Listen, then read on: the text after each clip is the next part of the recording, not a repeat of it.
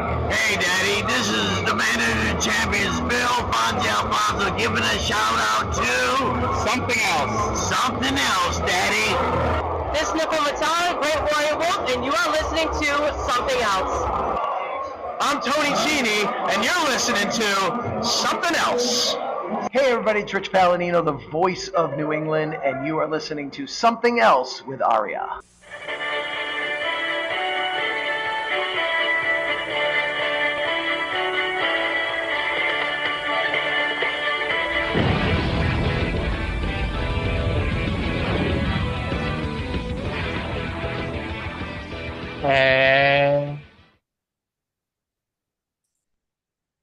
Welcome to episode number 280 of Something Else. Feast your ear holes in this week's episode as we take a look at NWA Total Nonstop Action, episode number 88 from March the 24th, 2004. My name is Aria, and joining me, as always, is the Johnny Swinger to my Conan, it's Cindy. Cindy, how the hell are you doing today? I'm acting like Johnny Swinger. I'm not here. She's not booked, ladies and gentlemen. She's just not booked. No. I'm going to be like Dennis Stamp. I'm going to go on a small trampoline with small weights and jump up and down. There you go. Take video of it, post it on the internet. You know, you might become a viral sensation in like 5 or 6 years. Because, like, you know, when that movie came out, Beyond the Mat in 1999, I don't remember anybody talking about Dennis Stamp. It wasn't until like those mid 2000s when all those memes all happened at the same time. The Lex Luger, I don't know, the Who Are You to Dowdell Dandy promo, and the Dennis Stamp, I'm not booked, seemed to all happen at the same exact time. And right, if you're someone out there, YouTube. If you're someone out there who was never part of a wrestling message board in the mid 2000s, it got really, really, really annoying really, really quickly. Yeah, I think both of us were a part of the WrestleCrap boards at the same time. And there was like 5 or 6 people called themselves not booked Dennis Stamp or some variation of Dennis Stamp not being booked. Like, at least though, when that was happening, there were 3 memes all happening at the same time. When fucking Braden Walker did his thing, it's like, God. motherfucker. It's like there was no second meme. It was just Braden Walker, Braden Walker, Braden Walker. For like the guy was in WWE for 3 weeks. That fucking meme lasted for a year. No, it's still a hilarious. Granted, it's an all-timer, but I think what really put over the Braden Walker meme is the guy who actually made a really funny commercial for the 3-disc Braden Walker DVD set. Yes. And the Braden Walker WWE Hall of Fame induction video. I did not see that one. Oh yeah, that's an old one too. Obviously, no one's coming up with a new WWE Hall of Fame Braden Walker video, but yeah. So anyway, Braden Walker is still Chris Harrison here in 2004, as we are officially on the road to Impact episode number 1, which is only 10 weeks away from here. And like 10 weeks sounds like a lot of time, except like 10 weeks ago, I think was the fucking Eric Watts Don Callis match, and that just happened in my brain. Yeah, that maybe is pretty much 11 or 12 weeks away. And to hype everybody up for that, for the 12 or 13 listeners. Are you sure we want to spoil this now for everybody, or do we want to wait? We'll give away, but I'll just say we got some stuff cooking for Impact episode 1. Which is also, by the way, and this is like the dumbest coincidence ever, although some would say I came up with this back in July of 2022 when I started this podcast. That episode that week where Impact debuts is the 300th episode of Something Else. And keep in mind, I did an episode through a blizzard just to get us to that, to keep us on the right track here. So that week is episode 300. So yeah, that's what we have to look forward to. Um, Can we but talk? before, You got the Observer stuff because I have to admit there's a shit ton of stuff to talk about because of it. of course, so the big news this week is TNA has started pressuring AJ Styles and Christopher Daniels to not take dates with Ring of Honor due to the Rob Feinstein situation.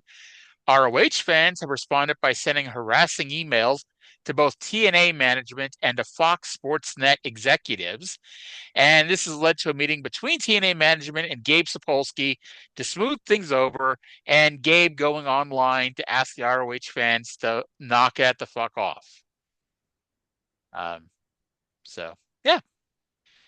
Elsewhere, Juventud Guerrera has been officially pulled from Team Mexico in the America's X Cup due to a disciplinary deal and not due to his visa issues. There was heat on him for complaining about the booking of his match the last time he was in. Because, yeah, the guy that wins all the time, he got asked to lose once, or not even to lose. He got asked to be eliminated to make a story of the end of the match, and he threw a temper tantrum, and, well, shit happens. Movie being Um, Hoovy. yep. And then you might wonder why I referred to Cindy as the Johnny Swinger to my Conan. What two very incredibly random people to mention. It's because both are kind of not on this show this week, and they're both shoot reasons. First of all, Johnny Swinger's wife gave birth this week. And there were jokes that there were people who didn't even know Johnny Swinger was married, much less having a child. Also, keep in mind that child is now 22 years old. That child can legally drink, and his dad was on Impact either last week or the week before. Also, the Conan situation, which we'll get to later on, but it's a shoot, bro. His flight kept being delayed, and he didn't get to the arena until about 5 minutes before his match was starting.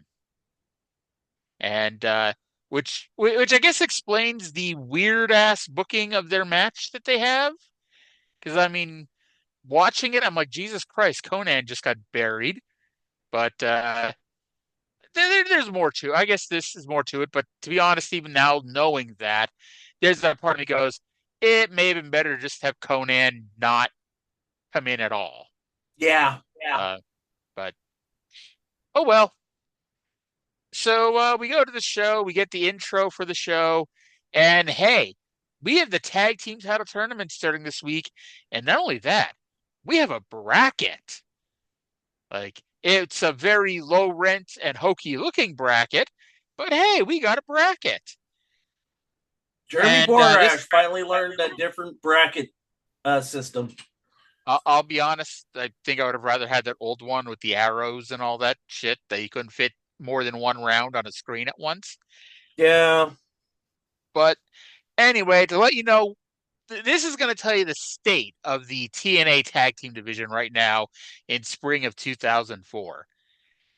The brackets for this tournament: the new franchise versus a mystery team, the Three Live Crew versus the Naturals, Kid Cash and Johnny Swinger versus Simon Diamond and Sonny Siaki, and Glenn Gilberti and David Young versus Slash and Sin. Of these 8 teams, one of them is a complete mystery team. 2 teams have never teamed on this show before, and a 4th team haven't been on the show in 6 months. You know,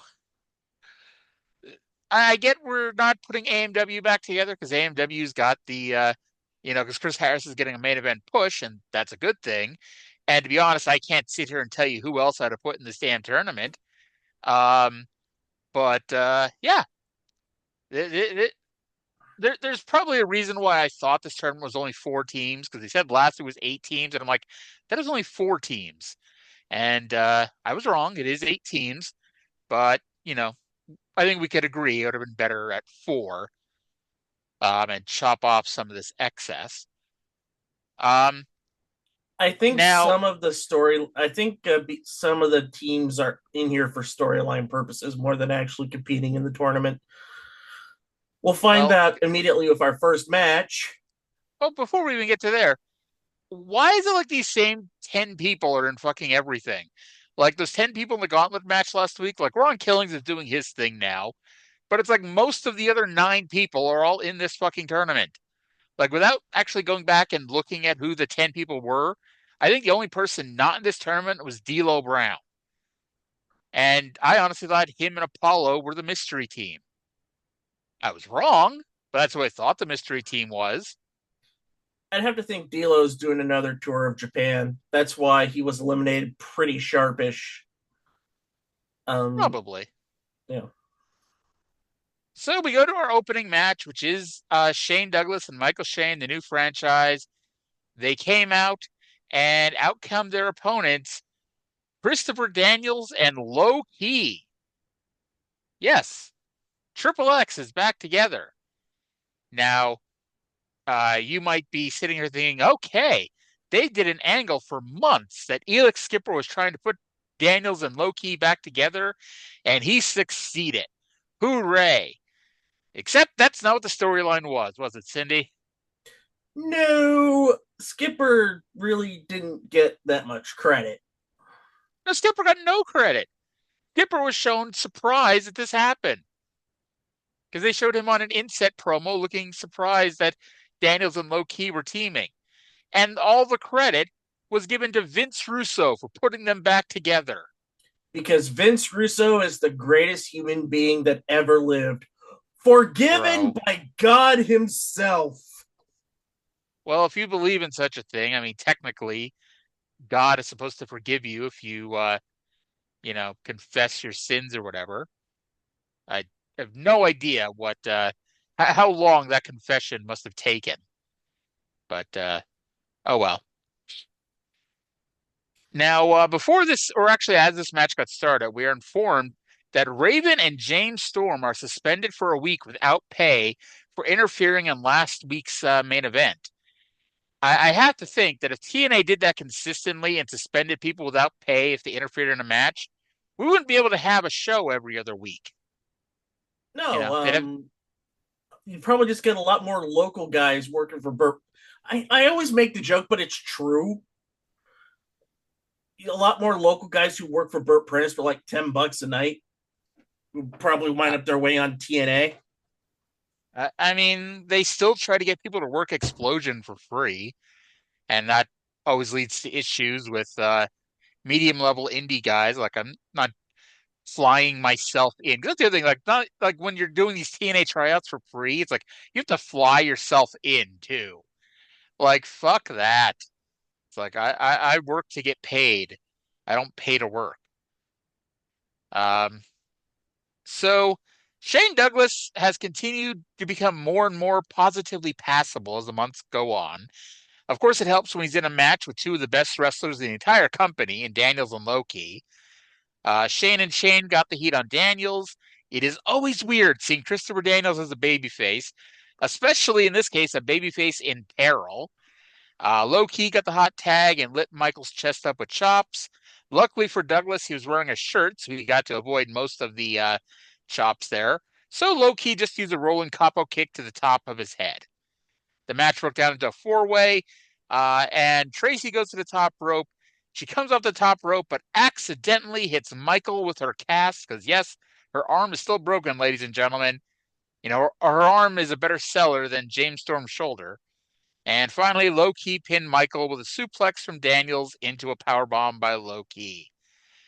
After the match, Michael was not happy about being hit in the head with a cast and got into an argument with Tracy. Douglas broke it up and calmed them down, but Michael walked off. With that said, this was a good match to open the show with, and I believe it is tied for the highest rated match on the show, a 6.0 out of 10. I actually liked it a little bit more than you did. I gave it the grand score of 6.5 out of 10. I honestly thought this was a really good match and everybody played their part well. I mean, I think this is Even Shane though Douglas's best match that we've seen so far. even though Michael Shane was in this match, I know he's your favorite wrestler and everything. I mean, he's a perfectly good worker. I just hate his booking, and it seems like that has subsided quite drastically. I always think that's the funniest thing. Like everybody gets booked exactly the same on the show, and Michael Shane was the one that you took great personal offense to. It's like, who the Um, fuck is this guy? Scott Hudson is now with Glenn Speaking Gilberti, of who the David. fuck is this guy?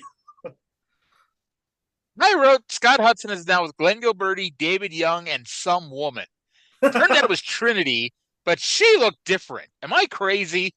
No, she stole Alexis Lurie's gear, it looked like. Like, damn. I was like, who the fuck is that? I'm like, it's not Goldilocks. It's not that other cage dancer who hangs out with Fairplay because they're both blonde. It's like some Lollipop. random dark-haired woman. It's like, oh, it's Trinity. Because I forgot that she's actually with Gilberti and Young for some reason.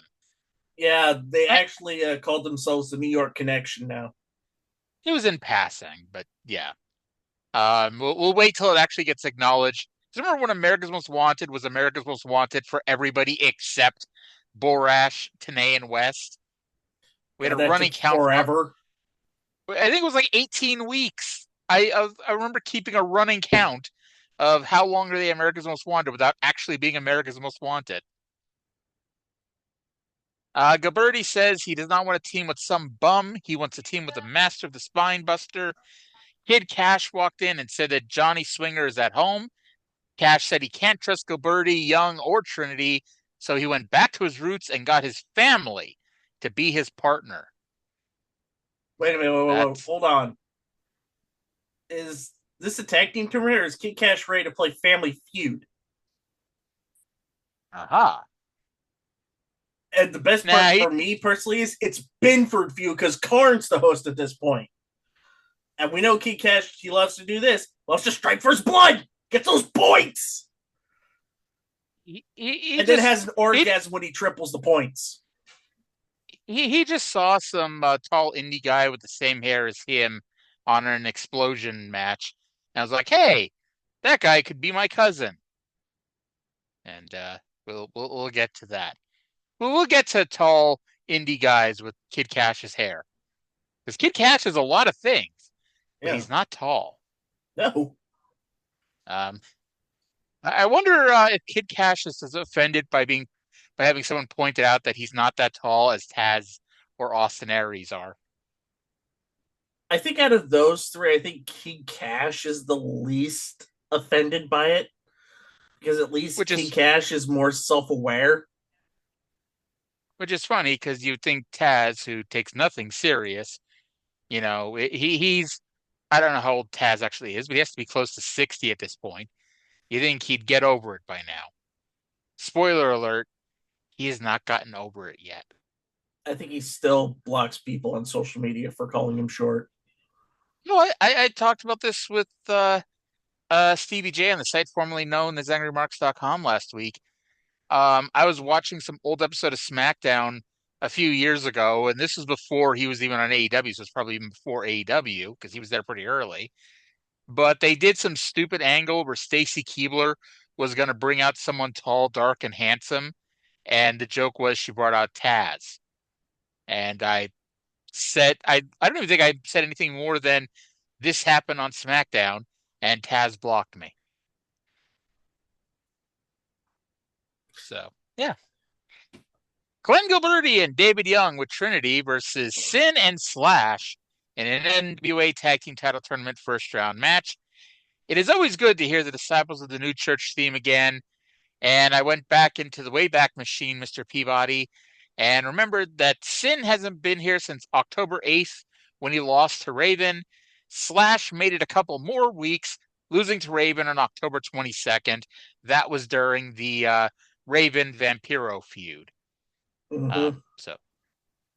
Sin and Slash, who, by the way, have not teamed like on indies or anything in the meantime. So, they've been putting in their work elsewhere. This is the first time they've teamed in forever. They mistimed a few double team spots early on, but they calmed down long enough for Sin to be cut off and for young Eagle Birdie to get the heat. Young missed a moonsault but caught Sin with a spine buster, but Slash broke it up. Slash eventually got the tag and ran wild on both heels and pinned Young with a whirlybird powerbomb. A basic, inoffensive match, 3.0 out of 10. 3.5 out of 10 for me. We're on the same lines. I just like matches just a tiny bit more than you did today so far. Well, you're wrong, I gotta be honest. you know. Shut up.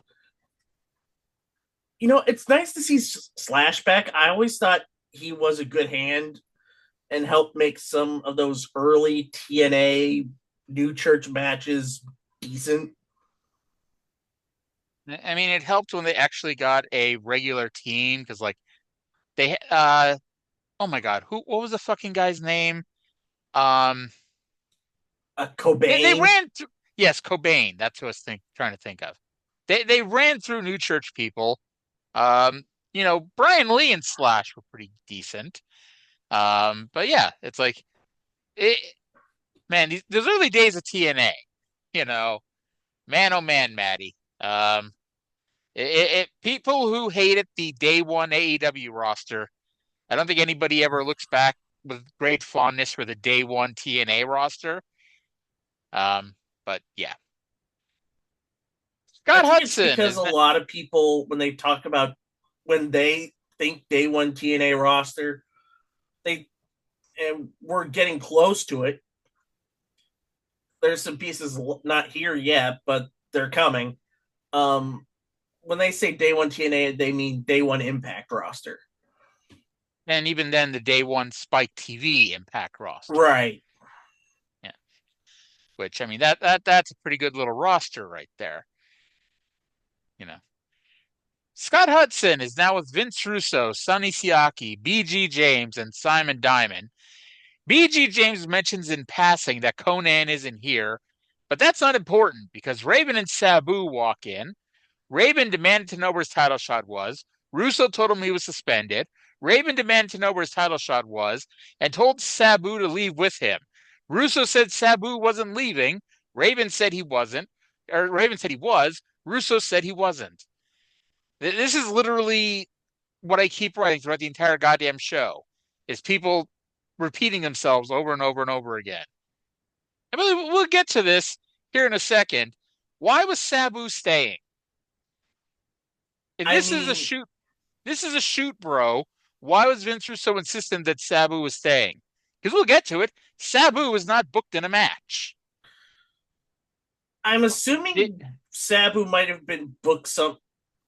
I don't know what maybe there was like a dark match main event or something. I don't know. Let's be honest. Although truth be told, there probably wasn't. No, but I'm sure. You know? Yeah, there could have been something.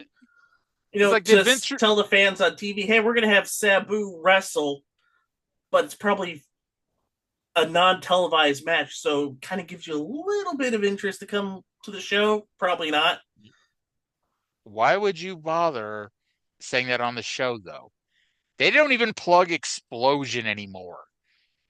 You know, the best you get is occasionally they'll splice in a promo that got aired on Explosion in a pre-match video package. But it's like they don't even do that thing at the end anymore where they say Explosion can be seen on the following stations. Right. Yada, yada, yada, yada. And it's going to be a small period of time where they're going to have 3 shows. And if you thought Explosion was pointless before, wait until Impact starts. Yeah. Next was scheduled as Don Harris versus Monty Brown. Don made his entrance and Monty attacked him and beat his ass. Referee Rudy Charles refused to ring the bell when Monty told him to. Monty said yes. Rudy said no. Monty said yes. Rudy said no. And so Monty shoved Rudy down before Pillmanizing Don's arm. Thank God we're not getting a match. Has Monty Brown, because of that, become one of the biggest faces in your eyes? Oh, anytime we don't get Don Harris, that's always a positive in my book. And anytime we don't have Harris's wrestling, that's a positive. Um, and Monty gets in the ring, gets a mic. Yeah, Monty gets in the ring, gets a microphone, and says that he is the alpha male. He did not come here to beat up Don Harris and Chris Vaughn. It is not rabbit season. It is not duck season. It is open season. To which I ask, shouldn't rabbits and ducks count if it's open season? Um, hey, I guess it's a good thing that Vince Russo refused to let Sabu leave because Sabu ran out to attack Monty Brown. Monty went for the alpha bomb, but Sabu got out of it with Hurricane Rana and laid Brown out with a triple jump moonsault.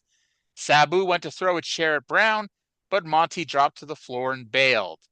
I wrote, doesn't Sabu have a match on this show? Apparently not.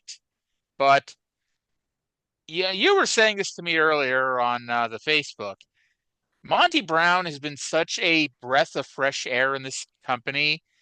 And like a lot of people, like they always remember his promos because, he was so off the wall and wild. People don't always remember how they got towards the end of his TNA run where it's just like the same dumb shit over and over again. But like especially at this point, he's new. He's fresh. He's like this is the start of the TNA everyone remembers. And he's so fucking charismatic. It pops off the screen. And it's like, I don't know when he turns babyface, but it's like he's a babyface as early as I remember him in TNA. So it's like it's got to be relatively soon. But this guy, you know, he wins Father of the Year, or not even so much Father of the Year. He wins Man of the Year. But man, like the selfish part of all of us makes you wonder, man, imagine what his career would have been if his sister didn't pass away. I think he would be a really good upper mid card WWE wrestler because Vince loves charisma more than anything else. If you pop off the TV screen and have a good look, he'll do stuff with you. And Monty Brown was willing to go along with the Marcus Corvon smooth jazz operator theme gimmick, blah blah blah. I could have seen him probably holding a few intercontinental titles, a few US titles, have a couple of shots at the SmackDown World Champion. We'll say 2008, so it would who was faced 2008? He would probably have a few shots against Batista. And he would have had a good career. Imagine where he could have been in TNA if Jeff Jarrett didn't get it into his own head almost 2 years ahead of time that Monty may leave for WWE. And it became a self-fulfilling prophecy because they then booked him like somebody leaving the company with 2 years left on his fucking contract. The spoiler, he doesn't leave for WWE until the end of 2006. And they pretty much give up on him when getting a serious push in the next year. It's like, but yeah, that's a TNA for you in a nutshell. But yeah. Scott Hudson is now with Armando Quintero and Team Mexico. Quintero says that Hector Garza is the new captain of Team Mexico and that Juventud Guerrera is off the team and replaced by Heavy Metal.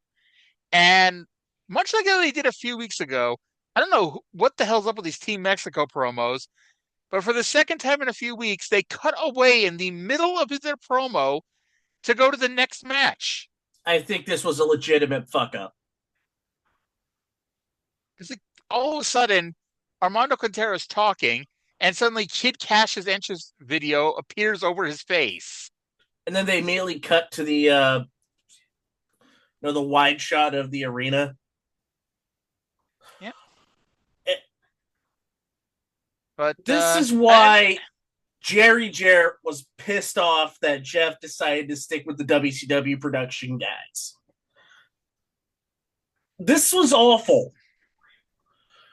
I mean, it shouldn't be that hard to. Okay. Here's a little broadcast. Here's where my broadcast production education comes to play as I accidentally knock over an empty soda stream bottle.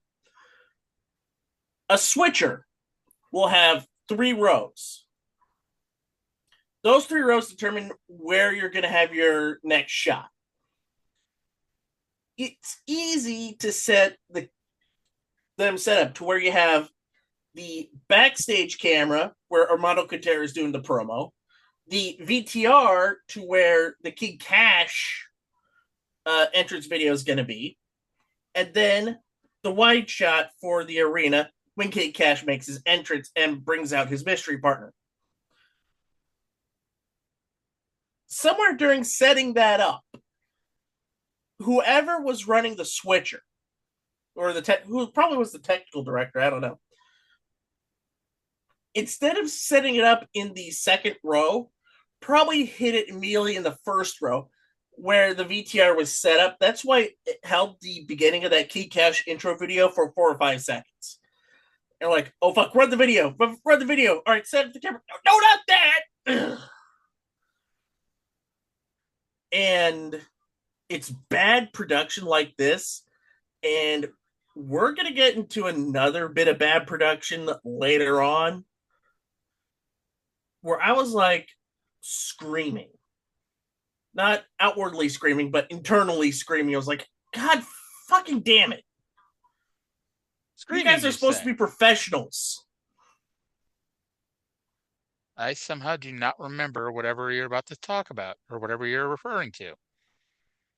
But yeah, we'll I'm assuming get to that when we're gonna get to that, because I'm just scrolling through the rest of it and I have no idea what you're talking about. So hey, we'll talk about that later. All right, so Kid Cash comes out for his NWA Tag Team Title Tournament first round match and waves out the future Lance Archer, who, at least for one show, they do not name. And he of course goes on to be known as Lance Hoyt. In WWE, he was Vance Archer, the very long forgotten Vance Archer. And then he combined the 2 names when he first went to New Japan, and then later to AEW as Lance Archer. And that is who we have here. Yeah, so Lance Archer, and it's kind of funny because I'm going to keep calling him Lance Archer throughout the rest of this match because I know what name they end up using, but I'm not going to say it here. I'll wait till probably next week to say that. But anyway, you talk about the match. I'm going to get some pizza. Lance Archer is a tall motherfucker. He's like 6'5", 6'6", but especially in a match because it's Kid Cash and Lance Archer versus Simon Diamond and Sonny Siaki. Like, Diamond and Siaki are not very large, very tall people. So Lance Archer looked like a fucking 7-foot giant here because he's in the ring with people a foot short. Well, not really, well, not all a foot shorter than him because Simon and Siaki are like 5'10", 5'11". But it's like he's got some size on these guys here. Mike Tenay, by the way, during this match was suddenly informed that Konnan is not here yet, which is actually this is probably around the time Konnan actually showed up. Go figure. But I also had to laugh because if Tenay was listening to the promo earlier, he would have already known that Konnan wasn't here. BG told us this.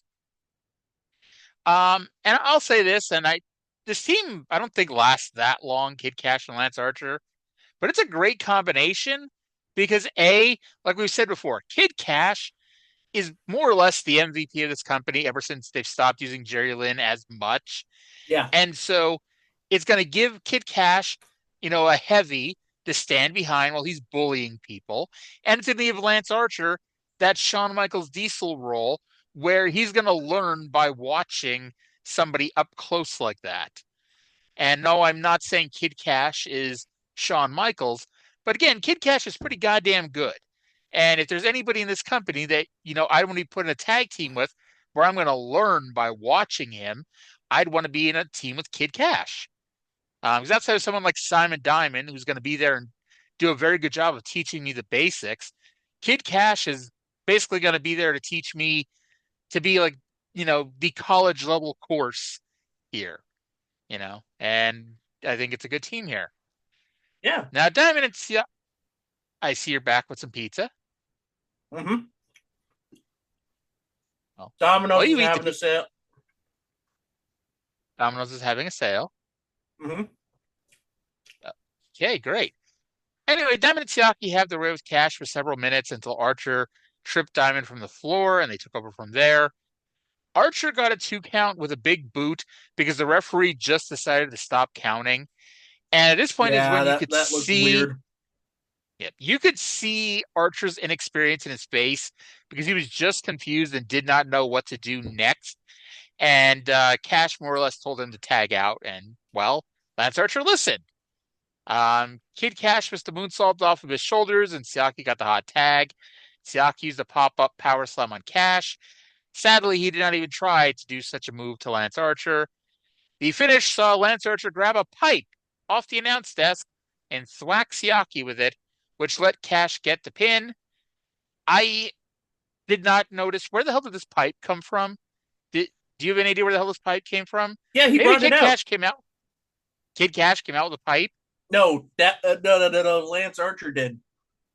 Lance Archer came out with a pipe. Yeah. Okay. I can't say I noticed Lance Archer and his pipe. And because when you see somebody as big as Lance Archer, you are thinking it's probably going to be a bigger pipe, like a pipe that you can actually put your fist in. This was a tinier pipe. This was not Lance Archer walking down the street on Streets of Rage and picking up, a 4-foot long pipe or anything, was it? Mm-mm. Yeah. This is like a 2-foot long pipe. Oh, don't I think 2 feet? I doubt it got to 2 feet. But I got to say, the streets from Streets of Rage were very dangerous places to walk down. I know, you have to be really brave to punch a phone booth and eat an apple from the glass-covered remains. I'd like to think there was a deleted scene of them, brushing the glass off the apple. But anyway, I wonder how long it'll take for Cash Family Values to name Lance. And 4.0 out of 10 here. I thought it was a little sloppier and not very good as you thought. It might also just be the production fuck-ups in the beginning kind of ruined it for me a bit. So I gave it a 3 out of 10. Mm-hmm. Scott Hudson is now with AJ Styles. AJ, they don't really explain this, but I guess AJ was supposed to wrestle Raven on this show, but then they decided to suspend Raven, even though he's on the fucking show 100 times on this show. And so AJ tells us that he is being punished because Raven is suspended, and now he's not booked on this week's show. I don't know why that means AJ could not wrestle anybody else on the roster. He could wrestle Sabu. They could wrestle Sabu. I bet Shark Boy had an explosion match. They could have bumped Shark Boy up to the pay-per-view and had him wrestle AJ Styles. In fact, I'd almost be willing to bet that would have been a fun match. I don't know if AJ ever wrestled Shark Boy. I imagine they probably did in Wildside somewhere at some point, but who the hell ever saw that? Anyway, Russo walked in and wanted to talk, and AJ said no. The last time they talked was in October when AJ told him not to do anything stupid, and then he did something stupid. AJ wants to be in the number 1 contenders match. Russo said no. AJ said book him versus Raven. Russo said no, and to trust him, and AJ said no. I guess nobody said yes in this promo, but there was a lot of no's. But yes, this AJ Styles Vince Russo program, it is continuing. And there is an end game, ladies and gentlemen. But yeah. Okay, Any thoughts on this? I looked it up. Sabu did have a match on Explosion. That's great, but I wasn't saying Sabu. I said Shark Boy. Shark Boy was not booked. But Delirious was. We could have got him on the pay-per-view. Oh, I know. Sanjay Dutt could have wrestled AJ Styles on the pay-per-view. Yeah, where the hell's Sanjay been? He's like he's on the Team USA, but he's never on the damn show. It's like Chris Sabin got injured, and somehow that meant Sanjay can't be booked anymore. Isn't Sanjay also working a lot of CZW around this time? Oh, who knows? It's CZW, so my general reaction is who cares? Oh, by the way, I also looked it up. He really is pissed off at Raven and Russo for suspending because AJ Styles had a match on Explosion. Well, I mean, that was the thing that one of the reasons why Insane Clown Posse got a bunch of heat was because when they got told they were going to have a match on Explosion, they made a fuss about it, even though pretty much at this point everyone's wrestled a match on Explosion at this point. Yeah. And who did AJ wrestle on Explosion this week? Mr. 630, Jerome Clark. Yes. I wonder if he's ever won a match with that 630. Oh, by the way, we're going to get to yet another example of a debuted move in TNA that didn't win a fucking match, which I'm just now getting upset by that. Well, it was many hours time to bring it up. 24 hours or so after watching it. Now I'm mad about it. BG James versus the Naturals in an NWA Tag Team Title Tournament first round match. After the AJ promo, a sudden bout of what the fuck is this music occurred, and out came the Naturals.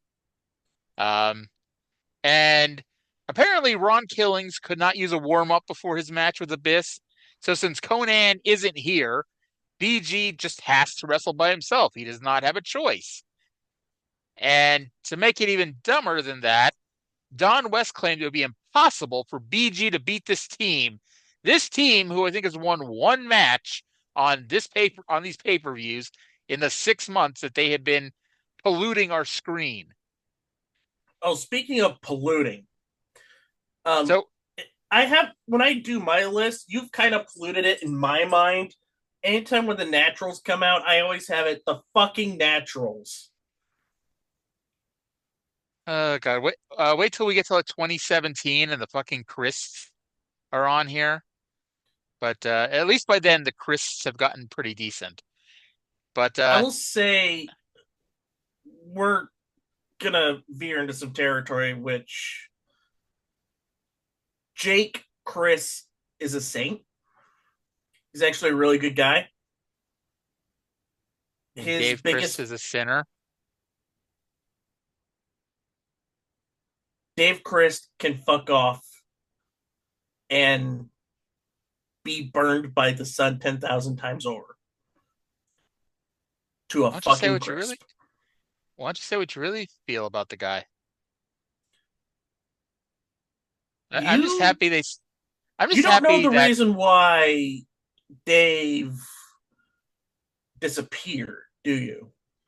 You know the reason why they've disappeared, but I just always thought it was funny when they were baby faces in a company that held all of their shows in Florida, and their team name was Ohio versus Everybody. Versus Everybody, yeah. Yes, that'd be great if there was TNA was based out of Cleveland or something, but they weren't. So back to this match, Andy Douglas put his foot up on. Andy Douglas put his foot up on the ropes for BG to run into, and then BG ran into the ropes. I would like to point out that Andy put his foot up there well before BG even looked at the ropes to go towards it. And BG was, in fact, able to stop in enough time to grab the foot. Chase and Andy kind of ran into each other, and then BG threw Andy over the top rope to the floor where Chase was standing, and Chase missed.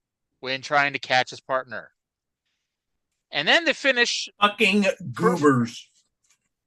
When you have a team that's as green as the Naturals are at this point, this finish, which may not sound super overbooked, was too overbooked for the Naturals. This is a team that, like, they should have been in OVW and having Jim Cornette telling them second by second, move by move, what their finish is. And, to see if they could have pulled it off, because this was a step too much for people this inexperienced. So Conan eventually arrives and stood in the wrong corner, by the way. He stood in the corner the Naturals were previously standing in. BG made the tag, which was allowed to occur. Conan did the 10 punches. The referee tried to break it up, but got shoved down and somehow twisted his ankle in the process. Chase grabbed a chair. Conan grabbed it from him. Andy threw powder at Conan's head. Chase threw a chair at Conan's head and then pinned him for the win. After the match, BG picked up a white powdery substance off the mat, which may have been the most instinctive thing BG James has ever done in his life. And somehow the fucking Naturals advance in this tournament, and this was the worst match on the show, 1.5 out of 10. You're being too kind. 0.5 out of 10. I fucking hated this match. Nothing worked. The fucking Naturals are beyond useless except for their finishing spot. And it's no wonder that shit. How bad of a wrestler do you have to be when Cassidy Riley of the Hot Shots was a better wrestler than you? To be fair, we haven't seen Cassidy Riley in a while, and by the time we do see him again, like, I think he's Raven's Geek. So there's He's either that. Havoc or Martyr. He's none of No, them. no. He's just the flunky. He's the guy who runs in for some reason when Raven is doing stuff. Guy. Oh, like ECW Stevie Richards, but worse. Not even that. I was like, I would not besmirch Stevie Richards like that by comparing him to Cassidy Riley. So I actually had to scroll back up to look at the brackets because I had forgotten who the Naturals will now wrestle next. The Naturals will now wrestle Christopher Daniels and Low Key next week. But that also means that Kid Cash and Lance Archer will take on Sin and Slash. I'm not sure who I would rather had the Naturals wrestle. I guess if I'm gonna have to watch the Naturals wrestle, I might as well watch Daniels and Low Key treat them like bitches or something. I don't know. But yeah, this tag team tournament. I'll be severely disappointed.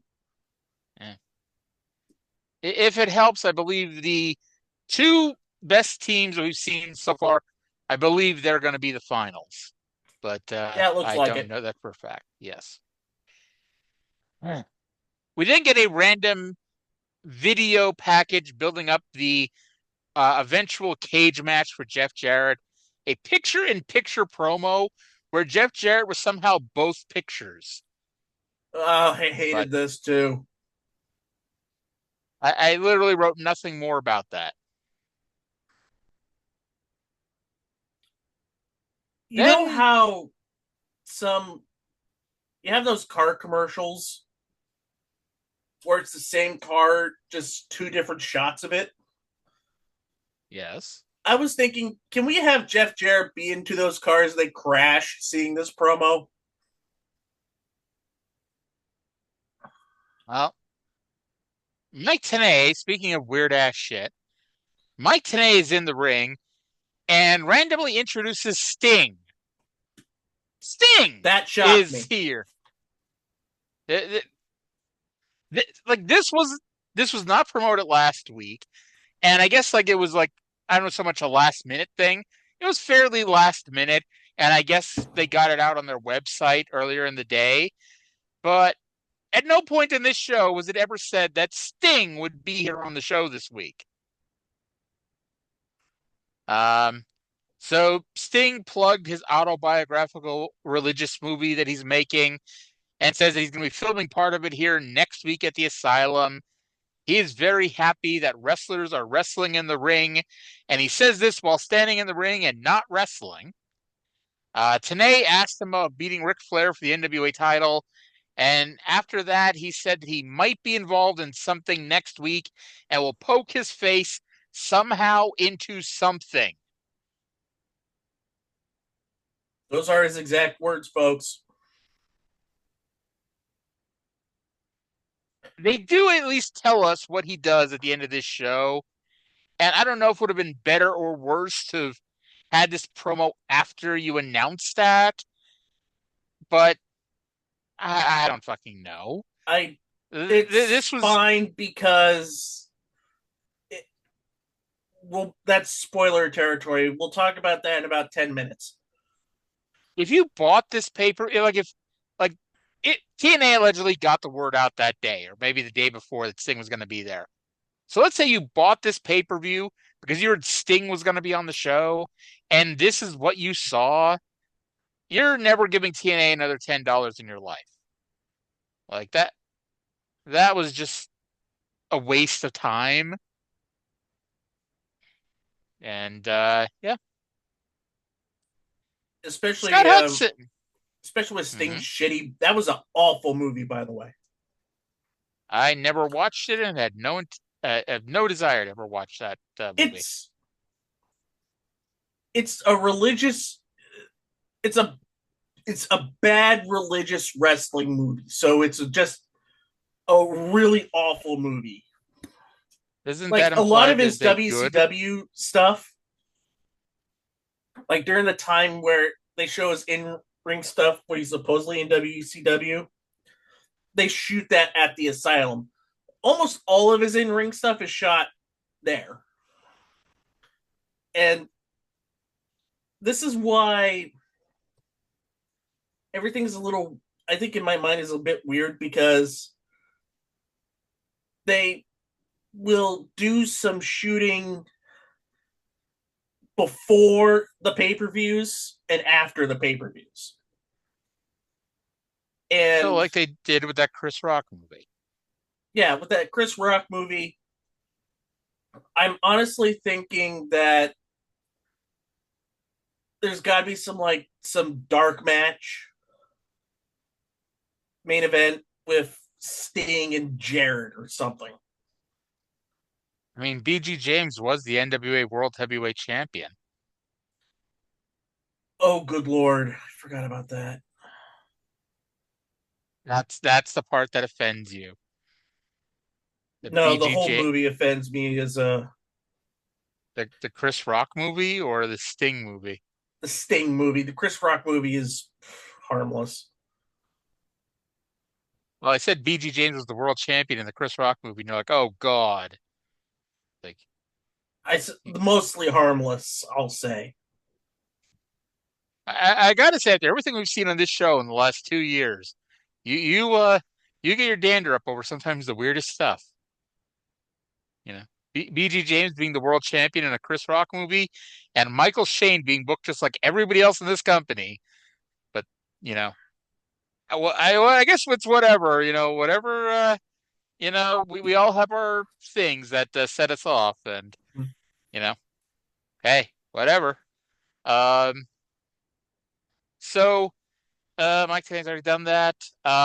Scott Hudson is now with Ron the Truth Killings, who is wrestling Abyss tonight. Truth said he's going back to the top of the mountain. 3 Live Crew will always be together, but he's just going to go get a piece of gold. And this is when Goldilocks meandered in and asked Truth if he is ready for Abyss, laughed in an annoying manner, and said Abyss is ready for him. Okay. I mean, this is probably the most inoffensive Goldie's been in the past couple months.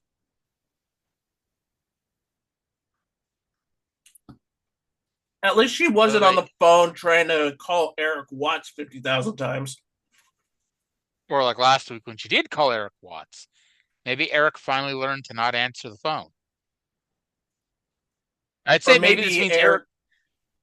Maybe this means Eric isn't coming back, but that's too much. Maybe Eric actually did what Jeff Jarrett told him to do, got a job. Cut your hair, get a job, you know? Yeah. Hey, the Harrises cut their hair and got a job, unfortunately. For far too long. Abyss versus Ron the Truth Killings in the next step in the road to a world title match against Jeff Jarrett in a cage. So let's rewind just slightly. Last week, Abyss wrestled AJ Styles in a ladder match, and we were told that the winner of that match would get the next title shot against Jeff Jarrett for the world title. And then Ron Killings won a gauntlet match, and it was said that after Abyss gets his title shot, then Ron Killings, by virtue of winning that gauntlet match, would be the next in line after Abyss. And of course, that means instead we're getting Abyss versus Ron Killings, where the winner of this match is going to wrestle Chris Harris, and the winner of that match is going to wrestle Jeff Jarrett in a cage for the NWA World title. And that's not bizarre enough. We'll get that here in a minute. Oh. Somehow, I just knew, I didn't know exactly which screw job they're going to go for in this match. I just knew there was not going to be a decisive win in this match at all. And so I wasn't even annoyed by the ending of this match. So going through the highlights of the match, Truth goes for a scissors kick outside the ring, and Abyss caught him and deposited him groin first onto the guardrail. They took a walk around the asylum because, Jeff Jarrett's not wrestling tonight, so someone has to do it. Truth and randomly to be fair, drank if somebody is going to do it, the most logical one would probably be Abyss. He doesn't know what he's doing. No. Truth drank out of someone's Pepsi before doing a clothesline off the bleachers. Why would you want someone's backwash? And that's insinuating that Pepsi was the only thing in that. Do you remember the story in Mick Foley's book where he was wrestling The Undertaker and he grabbed a cup out of someone's hand and threw it in The Undertaker, but it wasn't soda, but it was some guy's chewing tobacco spit? Oh, yeah, I remember that. Yeah. Oh, and by the way, Tommy Dreamer would grab up the excess and actually drink the tobacco spit. Yeah, we didn't need to be reminded of that either. I reminded R.D. Reynolds of it. He told me to fuck off, and then he wrote the induction a couple weeks later. Mm-hmm. And I love R.D., but everyone has their limits. Yeah. Anyway, they ended up back in the ring, and Abyss bumped like a madman for all of Truth's kicks. Truth had the match won with a gourd buster, but Raven showed up and yanked referee Rudy Charles out of the ring. Most people don't keep going to work when they have a day off and or aren't getting paid to be there. Abyss used the shock treatment, but Truth kicked out. Abyss used the black hole slam for what would have been the win, but you see, it's a swerve, bro. Raven didn't want Abyss to win either, and he hit Abyss with a chair, and that was enough for the referee. This was a no contest. Raven dropped Truth with a chair and then yelled for Russo. AJ ran in and attacked Raven as the crowd was more excited for this than they were for anything on the entire show so far. So in the interest of fairness, Abyss laid out AJ with a black hole slam, and then Truth got back involved for a four-way brawl. The locker room emptied to break this up. After everyone got broken up, Truth took the mic and demanded that they have a four-way match next week. Now, as much as I love Truth, he is not AJ Styles, and he does not have the same chemistry with Abyss. The match wasn't bad, it just wasn't anything memorable. 5.0 out of 10. I would have given it a 5 out of 10 if it had a finish that wasn't jarring, we'll say it. I thought it was a perfectly competent brawl. And I like Abyss. I like Truth. It's just the whole Raven interference. I'm not a fan of it, but I understand storyline-wise he's doing it. So I gave it a 4 out of 10. I do like how they mentioned on commentary during the brawl everybody's out here except for the X Division guys who have the 6-man at the main event of the show. Which, by the way, I don't think they ever mentioned earlier in the show at all. No, they didn't. Like, yeah. Like, it didn't even occur to me until the next segment why Elix Skipper was sitting backstage in his gear earlier. Now, yeah, so we'll get to that, I guess. And Abyss's record in 2004 feels like it's now 2 wins, 1 loss, and 7 no contests. So it's essentially like an NHL score or an NHL record. 2 wins, 1 loss, 7 overtimes. 7 overtime losses, though. Yeah. Scott Hudson is now with Jerry Lynn and Elix Skipper. Elix makes the challenge for the winners of the next America's X Cup. And then Lynn took it one step further, saying, let's bring in all the countries and have a one-night tournament. Lynn said that if either of them win tonight, then it'll be fine wrestling their teammate Chris Sabin because it's all business. Up walks Scott D'Amore, who said that it's a total fantasy that one of them will win because everyone knows that Petey Williams will win. He also agreed they should do a one-night tournament, but said that Team USA should name a new captain, which says something because Team Canada names a new captain too. Doesn't everybody name a new team captain? Well, yeah, because I don't think Jerry Lynn's on the team because I think that's the storyline, or maybe I'm wrong. We'll see when we get closer to it. Teddy Hart, I'm pretty sure doesn't come back. We know Hoovy doesn't come back, and I believe Team Japan's the 4th team, and we never had a Team Japan before. No. So in theory, we have a new captain for them and an entire new team. Yeah, Teddy's gone. Yep. Turns out, when you get into a fight with CM Punk before the show, he's not the only one who gets fired. Yep. And this is actually going to be the start of Scott D'Amore becoming a more prominent figure on TNA TV. And look, I loved Team Canada back in the day. Sure, I thought A1 was shit, but... Not a fan of Alistair Ralphs? Nope. That was the man's name, Alistair Ralphs. I knew that was A1. Like, I liked it when it was Petey, Eric, Bobby Roode, and Johnny Devine. For that 5 minutes before Johnny Devine got like stabbed in a bar or something like that. Essentially, yeah. Because that's when A1 replaced him because Johnny Devine got stabbed in a bar. Mm-hmm. Johnny Devine would come back Devine for the 2006 World X Cup. I'm more sad, why didn't Johnny Devine get stabbed by Jesus? John Cena got stabbed by Jesus, and he was back in like 3 weeks, and he didn't have a scar.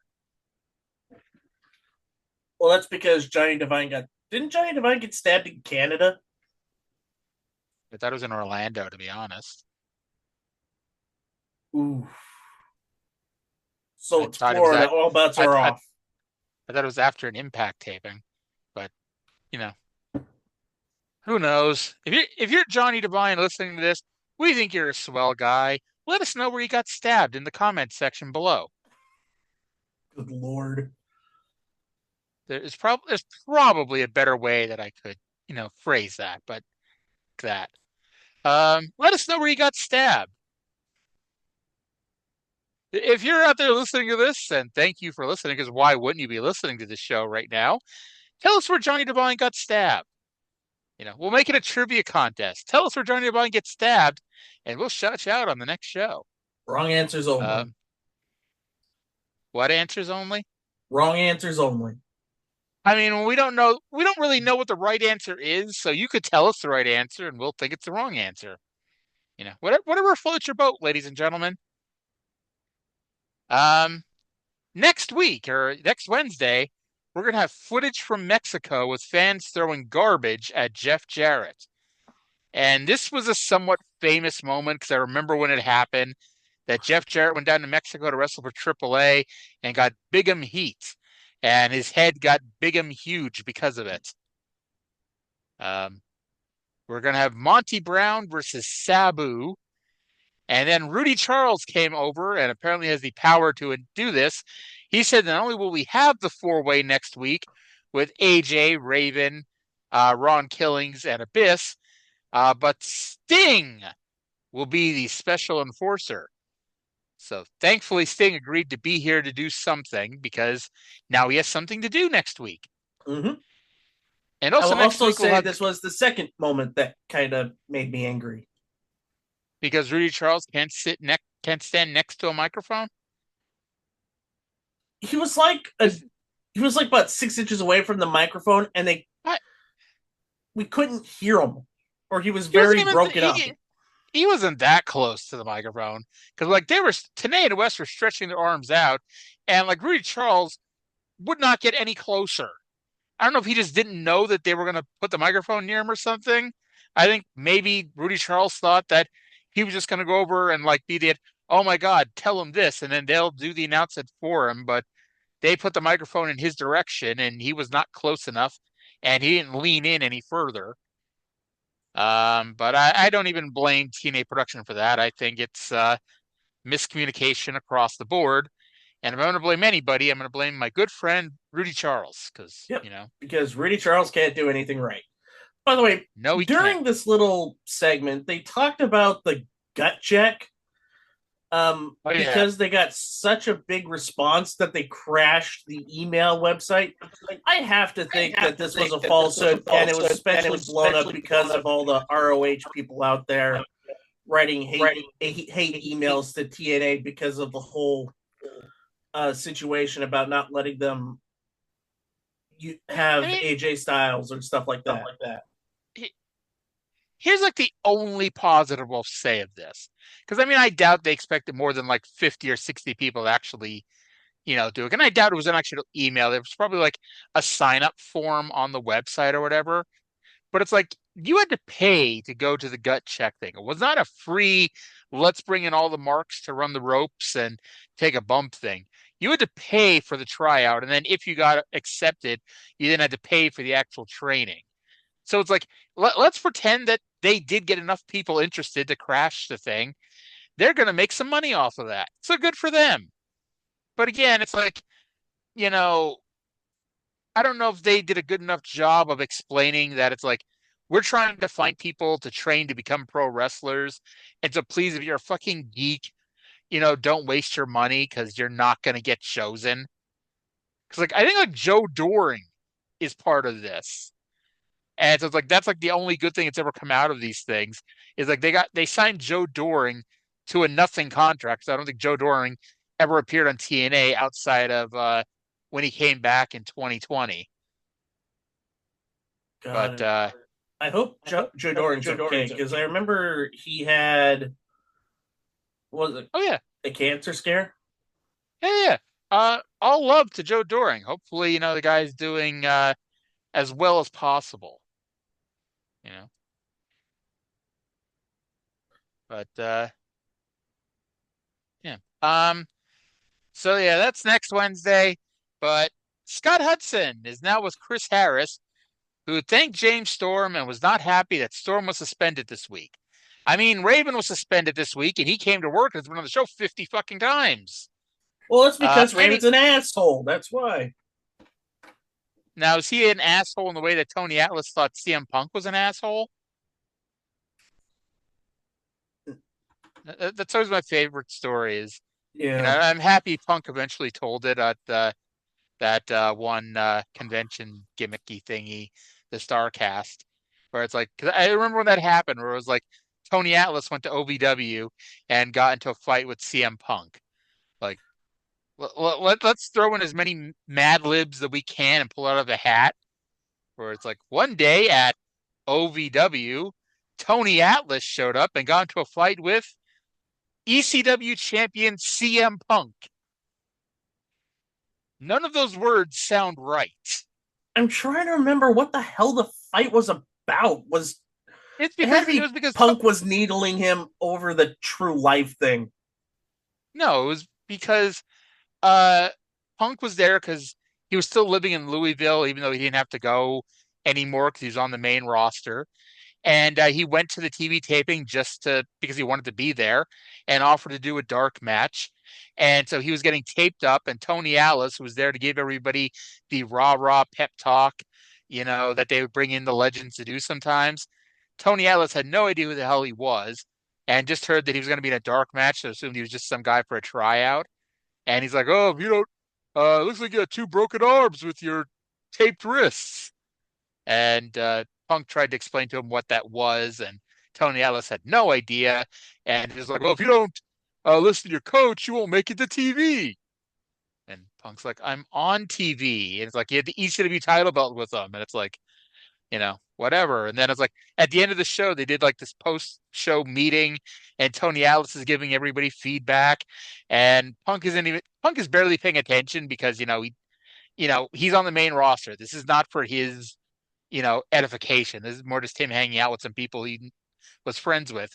And suddenly Tony Atlas starts talking about how some asshole is not listening to him.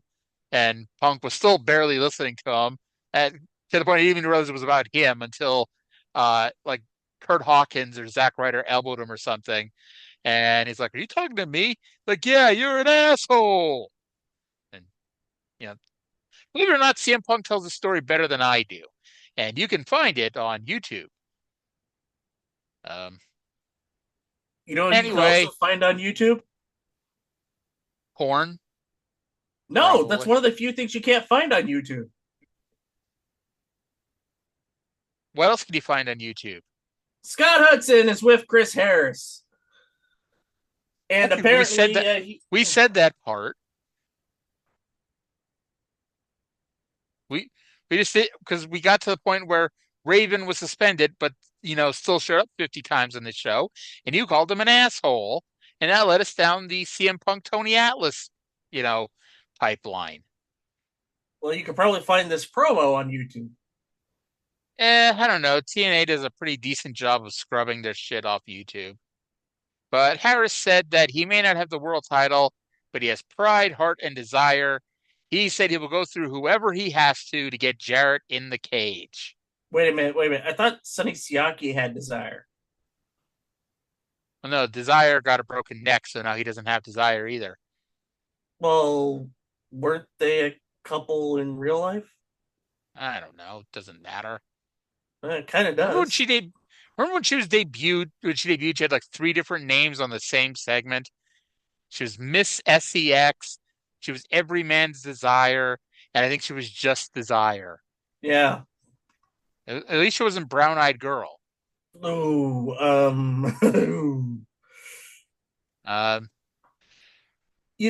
right. On that year 1 DVD, they admit some of the big mistakes. Some, but that was one of them. They still had the "Man, aren't we great" stuff. Mm-hmm. But it's like when they talked about how great their tag team division was, and it's like, I remember America's Most Wanted, I remember the New Church, and then I remember a lot of shitty other teams on this roster. But that's, yeah. There's like when they put out the 50 greatest moments of TNA history, and one of them was when they set the building on fire. I'm like, I don't know if I'd classify that as a great moment. It's a memorable moment. Memorable, but certainly not great. Right. And that they actually released a shirt based off that incident called it was the TNA is on fire shirt. It was the TNA logo literally on fire. My brother had that. I got gifted some wrestling shirts. Some I wore, some I didn't. My brother loved that shirt so much, so he just wore it a lot. I was too busy being unable to buy the Paparazzi Productions t-shirt to have remembered that particular one. It didn't last. Petey Williams versus NOSAWA versus Frankie Kazarian versus Elix Skipper versus Jerry Lynn versus Amazing Red in a 6-way elimination match. And there were less than 14 minutes left to go on this show when the bell rang. So not a lot of time to do a match with 5 eliminations. Nope. And I did note, though, that you could tell there was a concerted effort made by these guys, especially the young guys who didn't have a lot of experience, like Petey and NOSAWA and Kazarian. There was a concerted effort that they all wanted to run spots with Jerry Lynn. By the way, do you remember a year ago, Jerry Lynn and Amazing Red were tag team champions? It's not important if you do or not because they didn't mention it, which I would have brought up. No, it wasn't like he was like Amazing Red was a double champ at that time. Maybe. I don't remember when he was X Division champion. I just remember they won and then they didn't they win in a fucking handicap match and then they lost them by disqualification. Yeah, and AJ and who did? It was AAA. And Amazing Red beat Kid Cash. Sure.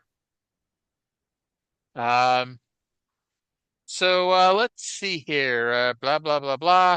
Lynn and Red worked as a team against Petey, but their past was never brought up. Skipper did a reverse suplex to Petey, put him gut first on the top rope, and then did a springboard leg drop to him. We got a dive sequence, but that ended when Lynn dropped NOSAWA with a clothesline. He gave him a cradle pile driver and eliminated NOSAWA. So back to Japan. Hopefully he caught his flight. Kazarian gave Skipper a missile drop kick to knock him into Lynn. And thankfully, because I thought they were going to do the spot, because Lynn and Skipper were face to face and giving each other the business. And Kazarian came out of nowhere with a missile drop kick. And all I could think was, they're going to do the spot where Lynn thinks Skipper hit him on purpose, even though he somehow did not notice the 200-pound man flying out of the corner with a missile drop kick. But thankfully, they did not do that spot. Kazarian pinned Skipper off camera to bring it down to 4. And what I thought had happened, because they'd done that spot, they did the missile drop kick, Kazarian made the cover, but Skipper kicked out. And then a second later, they said Skipper's been eliminated.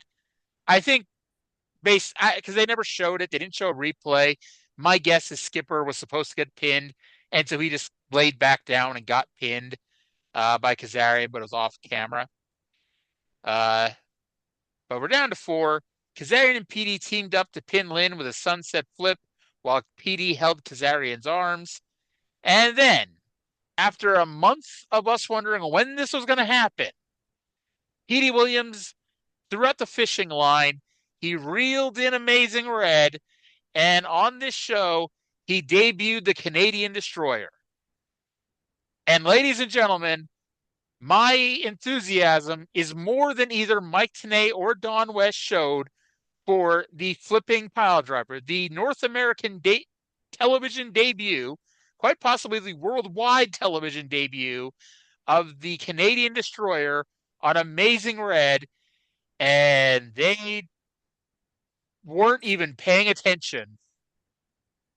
I actually had to laugh at how little they reacted to that fucking move. Like Don West kind of went, oh, and then it's like, oh, well, here's something else going on. And then, so my biggest complaint about the Canadian Destroyer in 2026 is that nobody wins with the Canadian Destroyer. Petey Williams is the only person in the history of wrestling that wins a fucking match with a Canadian Destroyer. And technically, he did not win here either.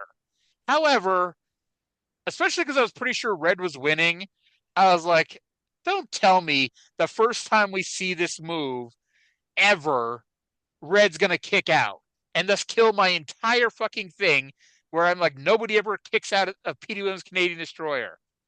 But Petey and Kazarian stand up. They raise each other's arms.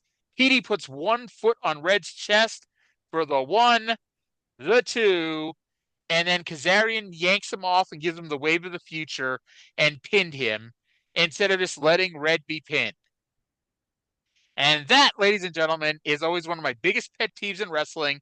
They do this in battle royals all the time where we're together we're a group taking out everybody, and instead of just waiting until we eliminate everybody else, one of us is just going to turn on the other halfway through.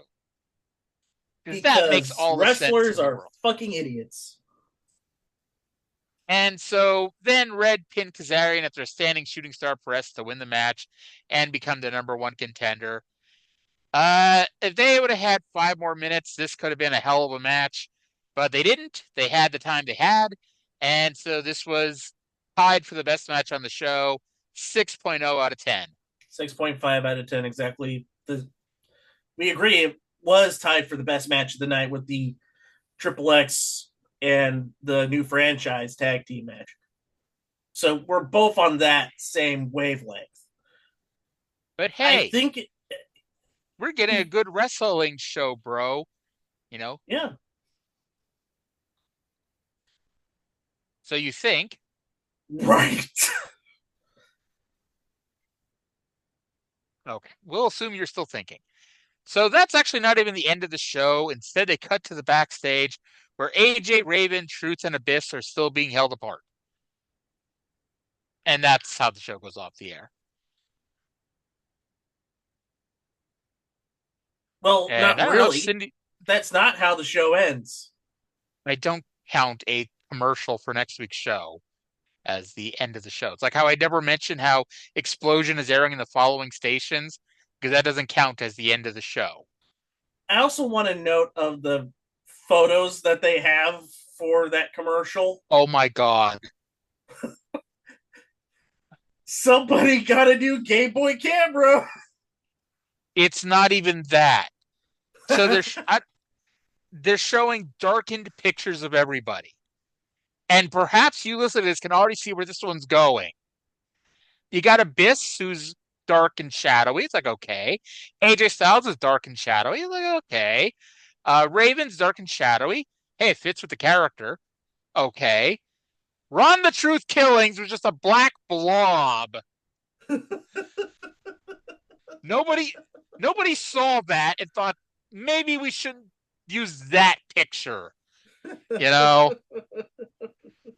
Literally, you saw Abyss, then you saw 2 white eyes. Like, I'm sorry, that sounds awful and potentially racist, but literally, that's what got aired, were white eyes, and you eventually realized that was supposed to be R-Truth. I'm kind of glad I brought up this commercial. I forgot about that part until you said that. I'm like, say there's a 4-way match on. I guess we didn't really mention the rest of it. I kind of mentioned the tournament earlier in the singles match. So next week, it's going to be the 4-way match with those 4, with Sting as the referee, which ultimately, why? Like, is Sting going to beat up people if they don't follow the rules of a 4-way match? But anyway, the winner of that match will wrestle Chris Harris on April 14th, and the winner of that match will wrestle Jeff Jarrett on April 21st. Now, if the whole point of this thing is, well, Chris Harris wasn't ready last week, and that's why he didn't win the world title, shouldn't Chris Harris be doing something a little bit more than just cutting a promo a couple of weeks and getting a bye into a tournament final? I feel like it should be Chris Harris. Chris Harris should have been in a match this week. He should have been in that Ron Killings Abyss match somehow. It's like, it still would have been stupid to do it this way.